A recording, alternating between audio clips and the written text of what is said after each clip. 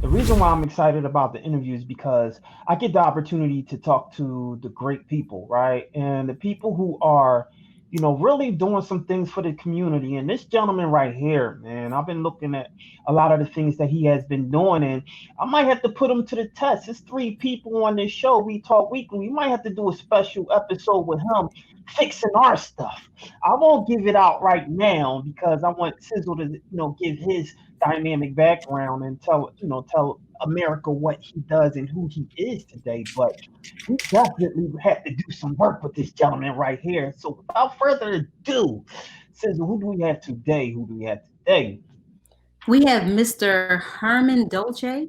He is he's the CEO of Bella Sloan Enterprises and co-founder of the Bluprint Foundation. Bella Sloan Enterprises is a business hub that provides clients with credit repair, financial education, and business funding needs, primarily through business credit. Bella Sloan Enterprises has been in operation for over 10 years in the Philadelphia area. The Bluprint Foundation is a nonprofit organization that provides a highly engaging financial literacy program focused on personal, business, and quality of life. Welcome to the show, Mr. Herman Dolce. Hello, everybody. Thank you for having me. How are you? How's Welcome everybody to the doing today? show. Welcome to the show, my brother. How are you? I'm doing well. I'm doing well. Thank you so much. Oh, Thank you for having me. fantastic. Absolutely. Thanks for coming to the show. We really appreciate you joining us. Absolutely. Uh, absolutely. So before we get into pretty much your background and some of the things you've been doing for almost over 10 years, the one thing that I do like as it relates to some of the things that you're doing is the idea of the literacy piece, the financial literacy. Mhm. With your business, why is that one of the most important things to you? Because you emphasize that. Why that's so important is because very early I started to realize that when I fix people's credit, or when I brought them on to help fix their credit, there's a lot of things they didn't understand, right? So when I realized they didn't understand it, or when I fixed their credit, they were back to me in 6 months, I was like, okay, we have a problem here.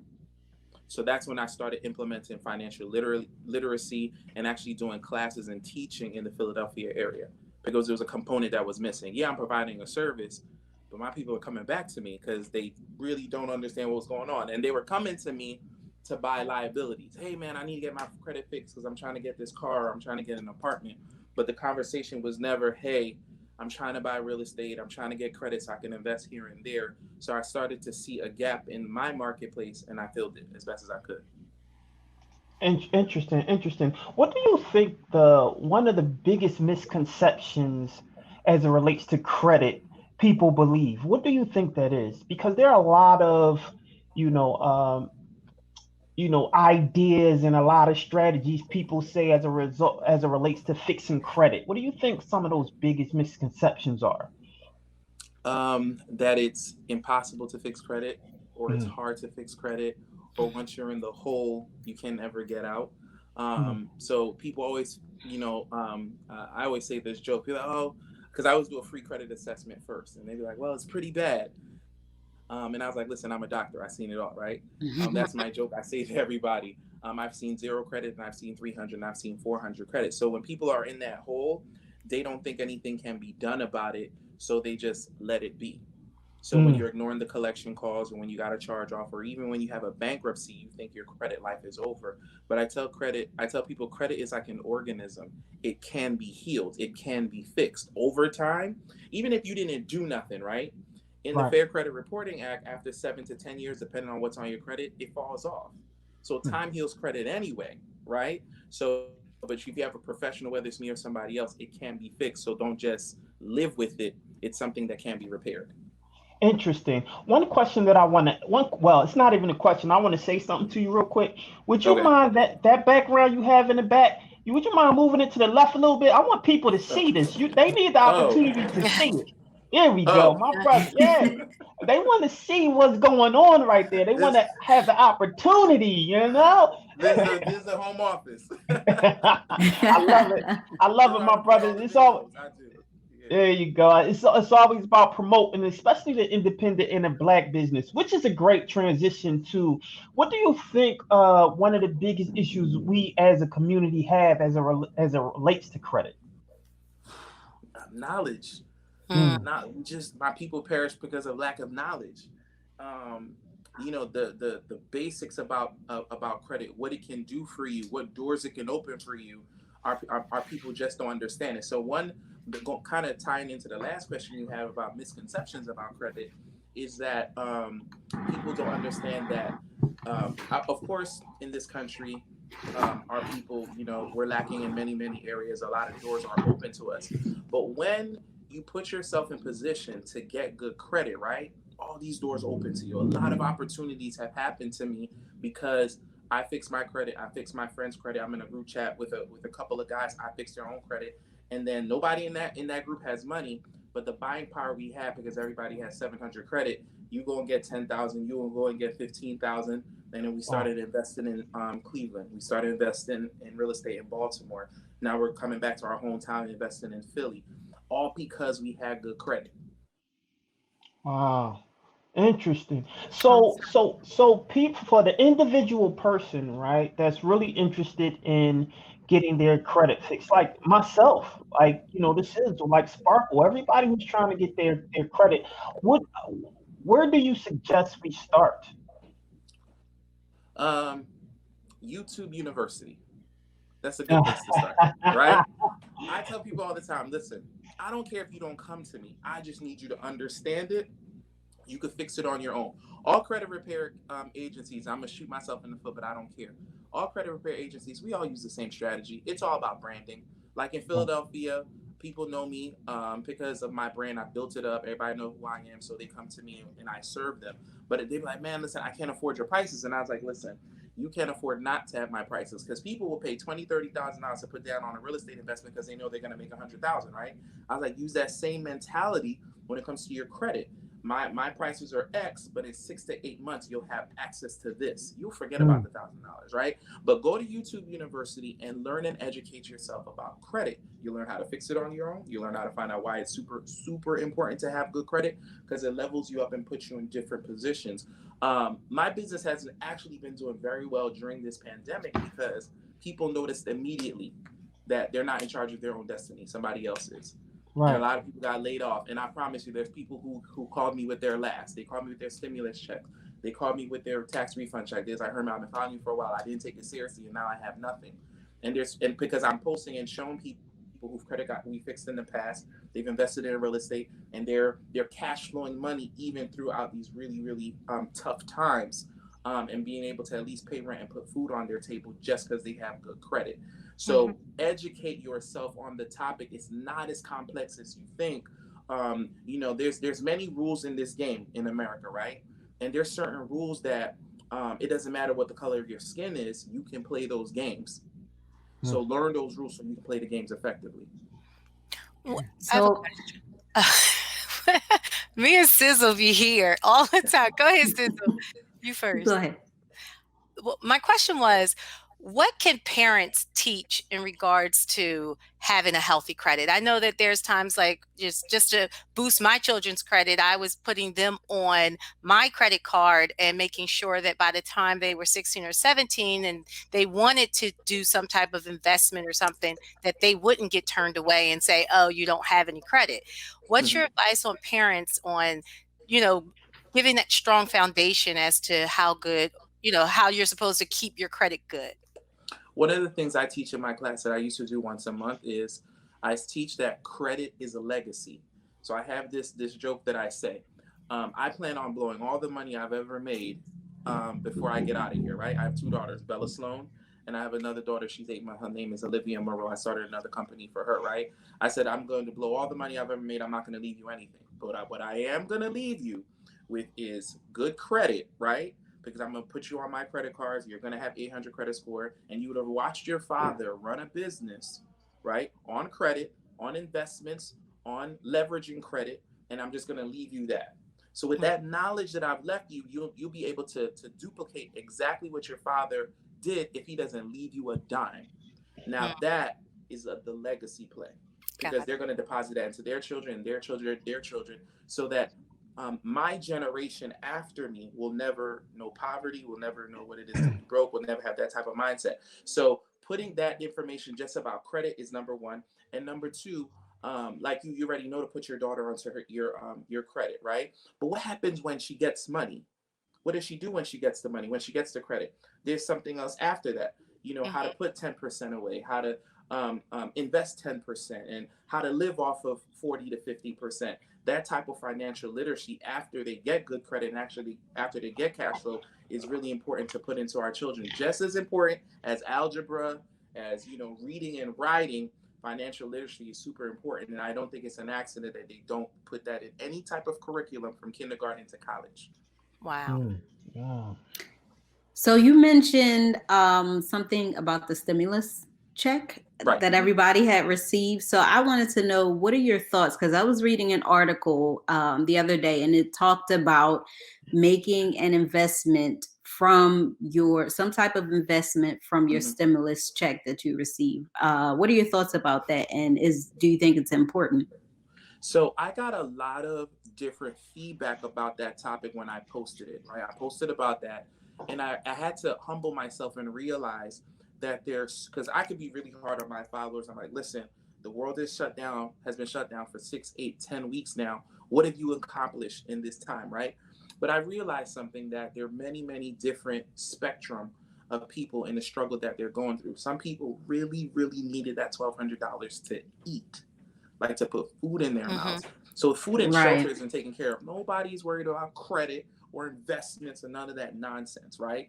So I have to speak to those people, and I understand that struggle. But there's certain people where we've been procrastinating, we've been making excuses, right? And now you got 6 weeks off. You either probably still have a job, or you have some type of income coming in. It's a 2-family household, so you guys are figuring it out. So definitely I would suggest in taking that money, or if you haven't, investing it in yourself, either paying down debt, because paying down debt actually puts money in your pocket, because that 20% on that credit card is very, very expensive. So definitely pay it down. I even tell people pay down their debt even before they come to credit repair, because that bang for your buck is more. Because if you knock out a credit card or something, that payment, that minimum payment that was going to take you 7 years to pay it off, you cut it down into like 2 years, right? Because you save much money, or you take that money or you invest it in a business. I've had many people who started a business with that little $1,200. I post their stories all the time, or who took that $1,200 and fixed their credit, and now they have access. Hey, Herm, I got my first $15,000 credit card, not only because I fixed my credit, but because I got a trade line and you showed me how to walk into a bank and ask for money. So now I got $15,000. So once they open up the doors, I know exactly what to do to invest in myself yet again. Wow. Awesome. Fantastic. Well, one thing that I haven't heard was how, we heard about, financial literacy. We were hearing about people needing to eat. We were hearing about even some of the aid that was offered to small businesses. We heard about a lot of different things, as it relates to supporting the people who are suffering from this pandemic. The one thing I haven't heard people actually talking about is credit during this time, and how people credit has potentially been affected by this. Have you heard any stories about that? Yes. So then I'll go into my whole conspiracy stuff. So I want to stay on task, right? So, like, say for instance, there's certain banks or car dealerships or car loan people where, or mortgage companies where, they've asked for furloughs. They've asked, hey, we'll put it back for 90 days. We'll put it back for 120 days. You don't have to pay your mortgage. All right, great, no problem. I always thought and assumed that payment will go to the back end of the mortgage, right? What I've started to hear from a lot of my clients and people DMing me is that, no, on month 4, if I was paying $1,000 a month and you gave me 3 months off, thank you so much. No, on month 4, you owe us $3,000. Wow. It's not the loan isn't being extended. So, and then I go into my whole conspiracy theory where, the wealth gap is increasing, because I know how crucial credit is. So literally, I don't believe we've seen the worst of this. So if you're saying that's the case, so in about 90 to 120 days, you're going to have people credit take a nasty hit. you know. And Hmm. when you have bad credit, that's good for the banks because they can charge you more for interest, so they're going to make more money. Mm. We Wow. haven't even Wow. talked about the 6 trillion they already put in their pockets already, right? And now they're not lending out that money because the credit requirements are higher. If I know you guys saw that FHA raised Chase raised their credit requirements for 620 to 680, right? Yeah. Mm. People don't Wow. have jobs, their credit's about to take a hit because I can't pay for anything, and then you raise the credit requirements. You know what I'm saying? So my mentor a long time ago told me, he's like, during a recession and a pandemic, that's the rich Black Friday, because they Mm, Mm. got the cash, they got the good credit, and they're about to buy everything. yeah. And then That Wow. is so true. so and another antidote is that back in 2008, the last recession that we have, till now, this was the greatest amount of wealth that was created in American history, Hmm. because they bought everything cheap, Yeah. and then you saw what the stock market did, the real estate did, so people made a lot of money, and the gap continues to get bigger and bigger because our people aren't educated. So a lot of my peers who I started to surround myself, who educated me back in 2008, they warned me about this, right? They told me it's coming. So I had good credit, I had some savings set up, so me and my peers were literally all day, or we're looking, hey, I found a deal, I found another deal, hey, we about to do this. Like, there's still business being done behind the scenes, who people were prepared for this. And that's why last year I was just educating a lot of people. I did classes every month. I was like, this is what's going to happen. You need to be prepared so you can be in position to win. And I'm not saying you're going to become a millionaire or anything overnight, but if you get one or two properties, open up one business. I've seen people open businesses during this pandemic. If you'll allow me to bore you with this story real quick, No, please. my wife, I'm in my man cave. This is where I have my home office, and there's all this noise upstairs. I go upstairs and I see my wife dancing and working out to this video on a Zoom call, and it fascinated me. I was like, wow, you're working out. So I go on the Zoom call and I tap on the icon, and it's 165 people from all over the world working out to soca. They have their flags, they're dancing, having a good time, and it truly fascinated me. So I sat down and I watched it. Then when I was done, I was like, well, who is that? Some lady on Instagram. She sent out a link. She said she's gonna send out a Zoom phone call for everybody to work out with her. So I DM'd her and I was like, hey, what do you do? She's like, I own a gym in New Jersey. And of course, we can't work out together. And I was like, listen, when they open back up again, right? You're going to do the same Zoom call. Continue to do this every Friday for free, because she was doing it for free. When the world opened back up again and you're doing your calls again, send this link out, but charge $5 for it. By Mm. that time, you'll have 200, 250 people, and now you just created another revenue stream. I see people who are cooking out of their kitchen and dropping off food to people's houses, and that's their new revenue stream. I got a guy who actually has his own speakeasy. He created his own alcohol, and he's dropping it all over Philadelphia. Our people are very creative, and they're figuring things out, right? Mm. And once the world opened back up again, then you remember that guy that was, yeah. And everybody's now they have a new revenue stream. So I'm really excited of what our people and what people are gonna create during this time, and because people are very creative, and I'm really excited about it. Wow, fantastic. I mean, I'm actually amazed at how just informed you are about credit, right? And I think it's really important because people really still don't get what credit is, Yes. right? Mm-hmm. And so, would you mind just breaking down exactly what is credit for the Okay. layman's person, you know? For the layman's person, so credit Right. is actually super old. Believe it or not, and credit wasn't actually a consumer good till fairly recently. So our country was built on credit, right? The big corporations, the big companies, the shipyards, and all that stuff. They used to borrow money from the banks to build up businesses. Then banks started to figure out that, hey, if we lend this money out to consumers and people instead of large corporations, we'll make a lot more money doing that. So that's the first thing. So your credit is built on some major factors. One, of course, the obvious is how you are with paying your items on time. The second is credit usage. If you have a credit card and you're maxing it out more than 30%, if you have $1,000 credit card, don't use more than 300 at a time, or else that drops your credit score. How old your credit is another major factor. So the older your credit is, the higher your limit goes. That's why it's important to teach your children financial literacy. Get them a credit card when they're 18, $200-$300, nothing serious. But like, my first credit card was when I was 17, right? I'm 39 years old, so my credit is more than 20 years old. So my score is above 800 because my credit is old. I haven't been late on anything in 15 years. I don't max out my credit cards. Things like that are super important. And that's what I like to teach in my classes on how to do that. Because some people, once they get their credit fixed, they're starting from scratch. Hey, why don't I have a 700? Why don't I have an 800? Because your credit is about 5 minutes old. So we got to get some credit cards on here. And as they age, and that's the part that's painful, that some people don't understand, is that no, your credit has to age. When it's 6 months, when it's a year old, your credit is naturally going to go higher, even though you've never been late on anything, but you're still at a 650. You don't know why you're at a 700. So age does matter in credit. And that's why sometimes it's, when we put our kids on our credit cards, that age pops up on it. You're on mom's credit card. Oh, I got a 700. All right, great. So now let's get you a credit card. Let's get your own card, and let's build your credit up that way. So those are the three major components when it comes to credit. Wow. I have a question. So all of that was basically a lot of the tricks on building up your credit. What are some of the myths that people think that, in regards to credit? One of the major myths is actually the time component and putting yourself on somebody's credit. So say, for instance, you put your child on your credit and now she has a 700, 720 credit score. What banks have become really savvy with is realizing authorized users versus primary. Primary means you applied for it, you got it, you own it. They're able to differentiate between the two. So if I walked into a bank and I have a 700 credit score and somebody else has a 700 credit score, they're going to look at your credit profile. So you're going to look at your credit report. Oh, you have one secured card and you're an authorized user on your mom's credit, right? You have a 700 credit score. Congratulations. But this gentleman right here, credit is 5 years old. He has a car note, a mortgage, and one credit card.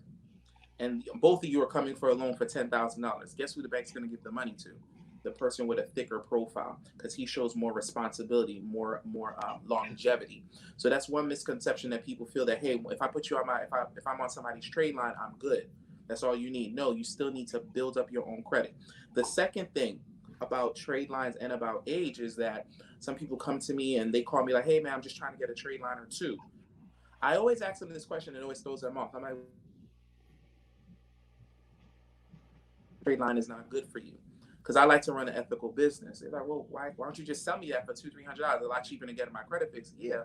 But the thing is, trade lines, you have to understand, are like deodorant. Credit repair is taking a shower. You have to wash up first.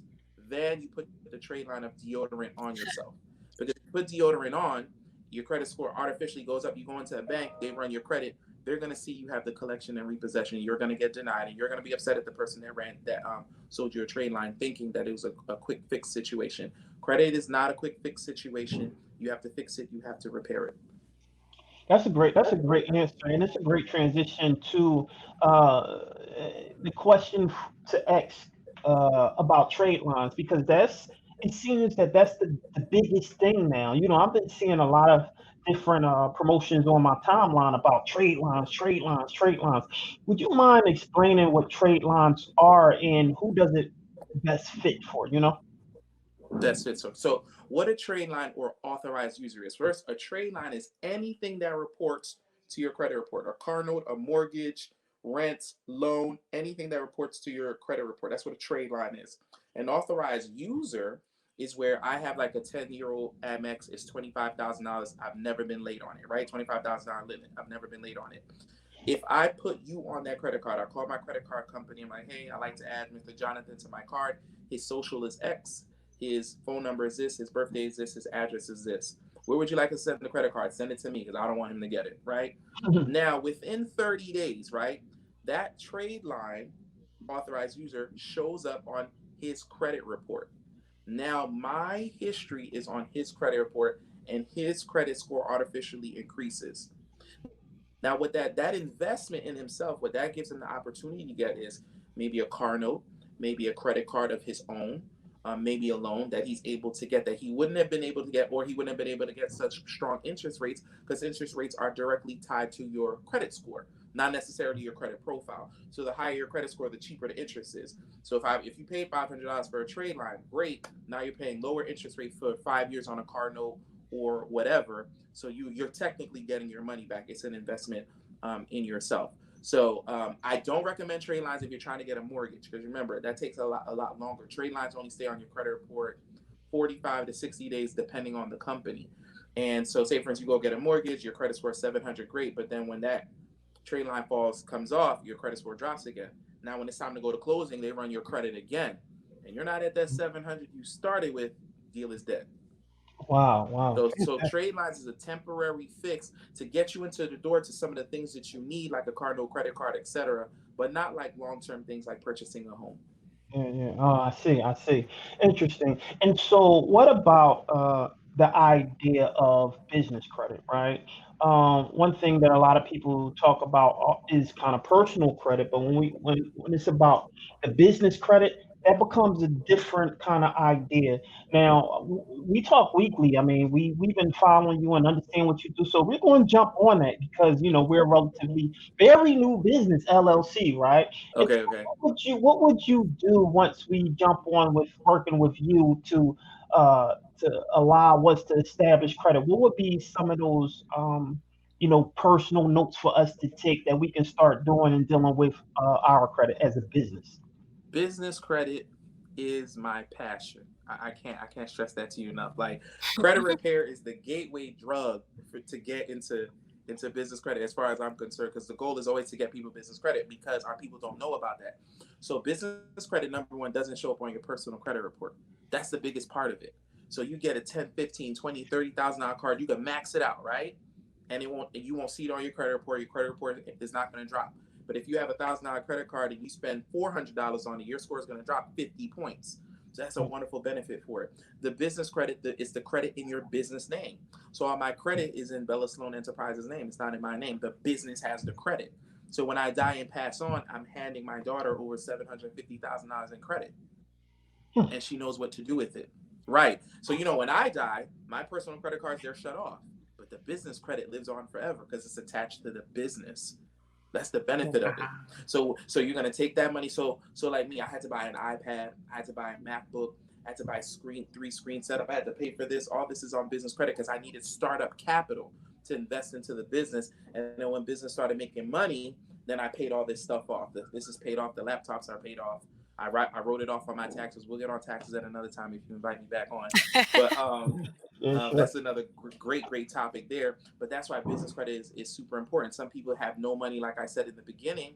I have no money, Herman. All right, well, fix your credit. Let's get you some business credit cards, 0% interest, right? And we're going to take that money. We're going to invest in a real estate property, or you're going to partner up with some people who have some money, and now you're using cheap money to make investments, sound investments. Partner with people if you don't know what you're doing, and you get a return on investment. I'll give you an example. So one early investment I did, right? I had a $20,000 American Express card, right? They gave me 0% interest on this card for 20 months.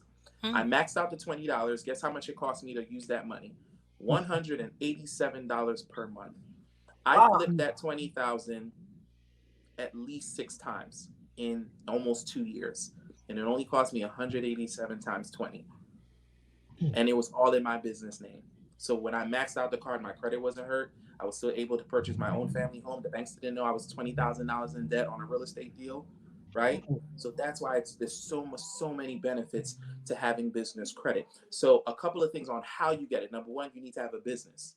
You need to have an LLC, S corp, C corp, whatever. You need to have a business. People call me, I'm trying to get that business credit. You flashing on Instagram. Yeah, you have a business? Nah, but I still want that business credit. No, you need to get an LLC first. You need to get a business. And I suggest you get it early. The older your business is, the more money you're eligible to get. I walked into a bank maybe a year ago, and my business is, of course, it's much older. They gave me $30,000 line of credit and a $10,000 credit card, so $40,000 just by my signature. Wow. Because my business was older, right? So it's really, really important that, just start your business, get your LLC, get your EIN, repair your credit, and start walking into these banks and asking them for some money because they're giving it out. Wow. Fantastic. So yeah, I thought so that was a misconception for me because I thought that once you try to you get your business and you try to apply for some type of business credit, they still look at you as an individual. They look at your credit in order to give you business credit. Can you explain that? Correct. Yes. So everybody has children, right? So say for instance, my 16-year-old goes in to try to get a car. They're going to tell her no, she's not old enough, she doesn't have a thicker profile. It's the same thing with your business. Your business is a baby. You haven't made any money, you haven't generated anything, but you want $50,000.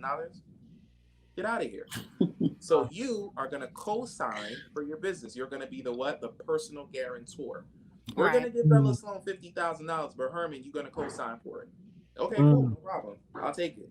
And the $50,000 doesn't report to my personal credit, and it's not there. So yes, you do. When you are starting out, you do need to have good personal credit. The banks are looking for at least a minimum of 680 credit score, a minimum of you having at least 2 to 3 cards that are over 2 years old. After that, it's ball game after that. You're able to get some business credit. Now, as your business ages, the more revenue your business makes, right? It's a lot of revenue though. For you to get business credit that doesn't report, that they don't need your social for, your business needs to be over 2 years old. Your business credit score, it's something called your paydex score. It ranges from 0 to 100. It has to be over 80, right? That's the second requirement. The third requirement is your business needs to make $2 to $3 million a year.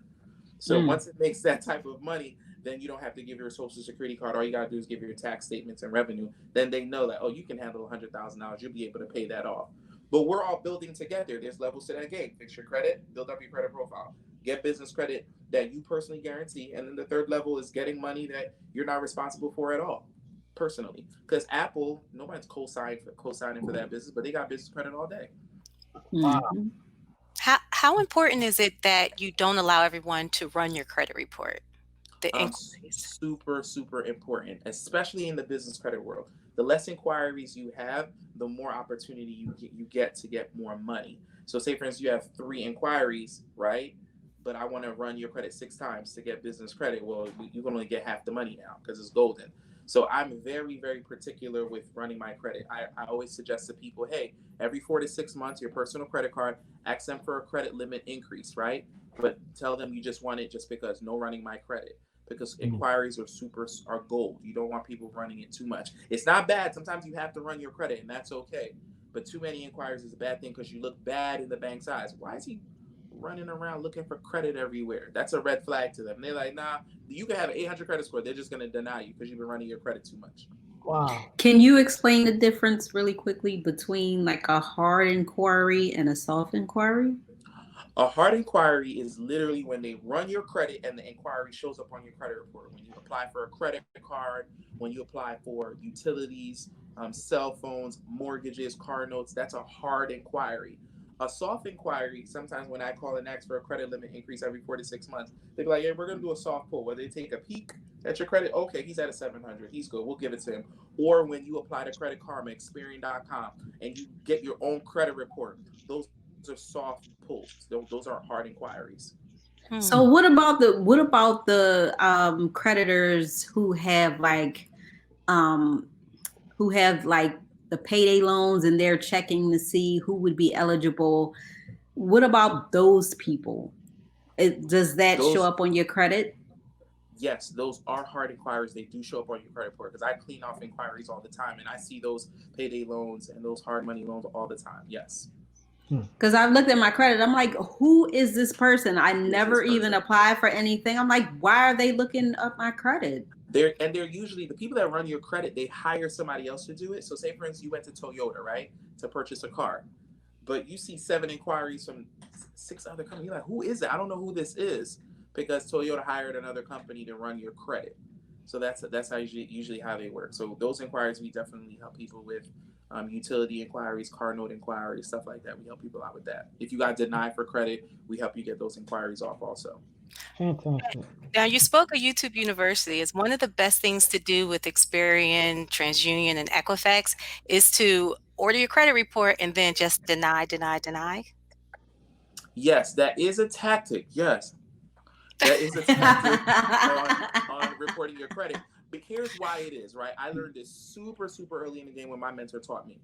The Fair Credit Reporting Act is actually a law that is in place that credit bureaus use to fight things off your credit report. So the law says, the fundamental law says, your credit report has to be 100% verifiable and 100% accurate. Those 2 things, right? So if I see an inquiry for AT&T, I got the AT&T cell phone, right? But I'm just going to dispute it anyway. I write a letter or I call them, right? Calling them is very effective too for everybody who don't see that on UC University. I don't see that a lot. But say for instance, I dispute it, right? Hey, TransUnion, I see this AT&T inquiry on my credit report. I need you to investigate because I don't remember this. By law, every time you write that letter and call, they have to call TransUnion to verify it. Hey, TransUnion, here, creditor, where'd you get this information from? Prove to us that you have permission to run this person's credit. If they do not give proof within 30 days, by law, TransUnion has to take it off of your credit report. That's the magic behind credit repair, by law. If they don't, it's a violation and you're able to sue them by law. Nobody wants to go to a lawsuit and litigation. There's about 150 million people in America that are old enough to sue to run their credit. They're not trying to play that game. But they use stall tactic all the time. Yeah, it's been verified, but there's money. We have to go through months of rounds of dispute. Well, how'd you verify it? Who'd you speak to?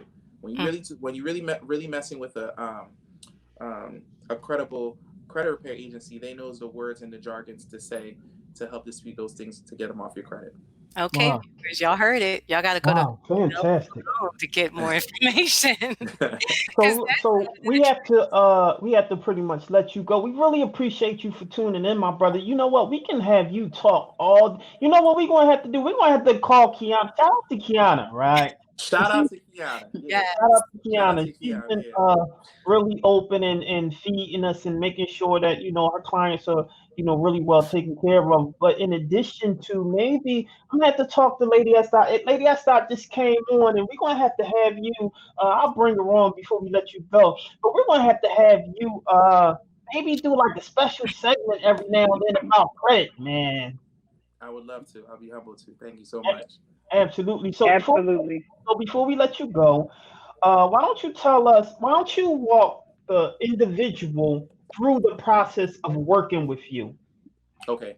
So before I take clients on, I like to prove myself first. So the first thing I do is I like to be on my team members. We like to do a free credit assessment. So I send you a text message to our credit monitoring site that we use. You send me back the login information, and I do two things.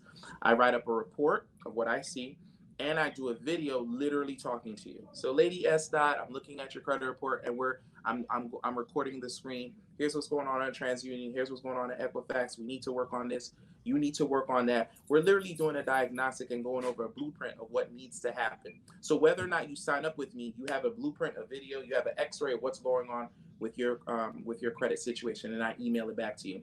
If you're interested in services, you reply back to the email, hey, Herman, I like what I see. Sign me up. I send you an invoice, ask you for demographic information. It's truly important that you trust the team that you're working with because you're handing over sensitive information, your address and your social security number, just those two things alone. So I ask for that information, and then I start writing dispute letters, and I send them out every 30 to 45 days. But it's a partnership because you have to tell me what they're writing you back, what's on those letters, because I don't know what it is. Yes, I do refresh your credit report every 30 days to see what's going on, but I need your feedback. Also, you got to come up with a plan to also make sure you're paying down your credit card in conjunction to what I'm doing. And then our process usually takes 6 to 8 months.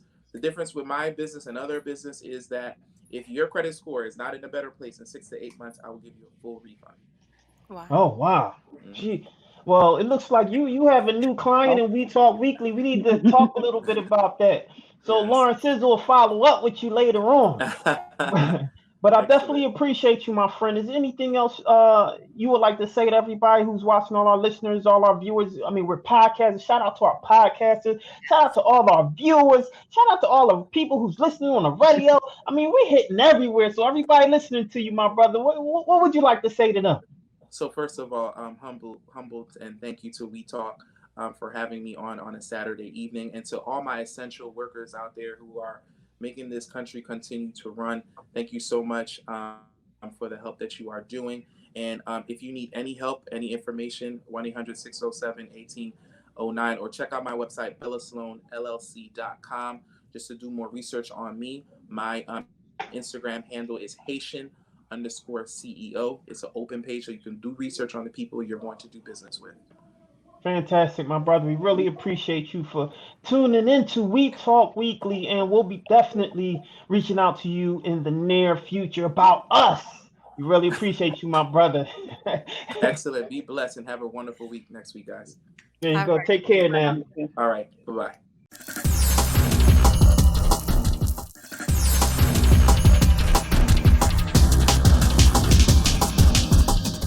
Hey, what's up, you guys? It's your girl Lauren Sizzle and Classy Lady Sparkle. And have you subscribed to our channel yet? If the answer is no, you need to subscribe now. Yeah, so stop what you're doing, go right now and subscribe. We like you, you like us, so go ahead and subscribe. Come on over, be a part of the family of We Talk Weekly and subscribe to our YouTube channel. So what are you waiting for? Subscribe now.